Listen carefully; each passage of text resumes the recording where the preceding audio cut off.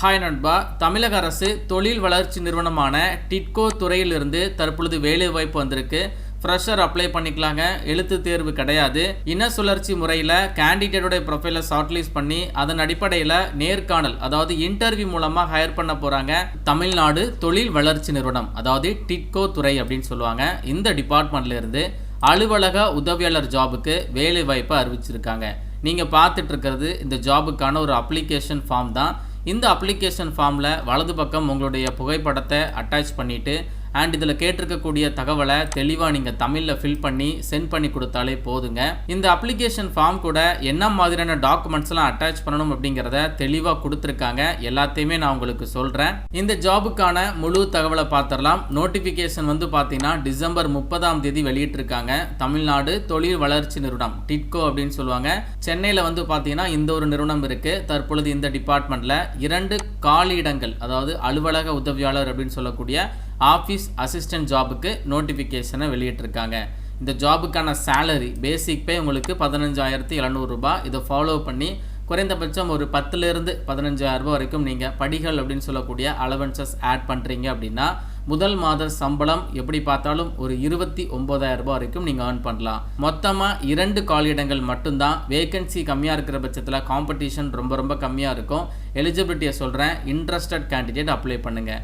General டேண்டில் ஒரே ஒரு காலியிடங்கள் இருக்கிறதுனால எல்லா வகுப்புகளை சேர்ந்த ஆண்கள் பெண்கள் இந்த ஒரு ஜாபுக்கு போட்டி போடலாம். அதற்கப்புறம் ஆதி திராவிடர் இந்த கேட்டகரியில் ஒரே ஒரு ஜாபை ஒதுக்கீடு பண்ணியிருக்காங்க.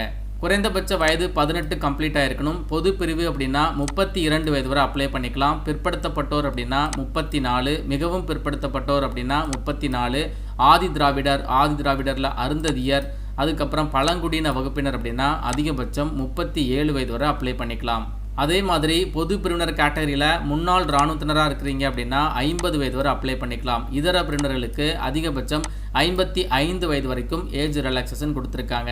கல்வி தகுதி எடுத்துக்கிட்டிங்கன்னா குறைந்தபட்சம் 8th பாஸ் பண்ணியிருந்தால் போதுங்க. 8ஆம் வகுப்பை தாண்டி 10th 12th டிப்ளமோ டிகிரின்னு சொல்லிட்டு நீங்கள் என்ன படிச்சிருந்தாலும் இந்த ஜாபுக்கு எலிஜிபிள் தான். அடிஷ்னலாக தமிழில் எழுத மற்றும் படிக்க தெரிந்திருக்க வேண்டும் அப்படிங்கிற கண்டிஷன் கொடுத்துருக்காங்க.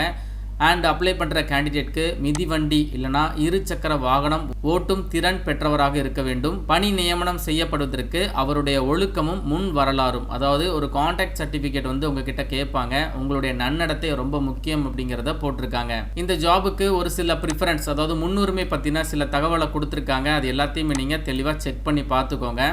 செலக்ஷன் ப்ராசஸ் பார்த்தீங்கன்னா மாவட்ட வேலைவாய்ப்பு அலுவலகம் மூலம் பெறப்படும் பட்டியல் மற்றும் நாளேடுகளில் வெளியிடப்படும் அறிவிக்கை மூலம் பெறப்படும் விண்ணப்பங்களில் இருந்து இன சுழற்சி மற்றும் முன்னுரிமை அடிப்படையில் விண்ணப்பங்கள் இறுதி செய்யப்பட்டு வாசித்தல் மற்றும் எழுதுதல் திறன் அறிதல், அதுக்கப்புறம் நேர்முக தேர்வு அப்படின்னு சொல்லக்கூடிய இன்டர்வியூ மூலமாக தான் இந்த ஒரு ஜாபுக்கு ஹையர் பண்ண போகிறாங்க. ஃபைனலாக உங்களுக்கு சான்றிதழ் சரிபார்ப்பு, அதாவது டாக்குமெண்ட் வெரிஃபிகேஷன் கூட இருக்கும்.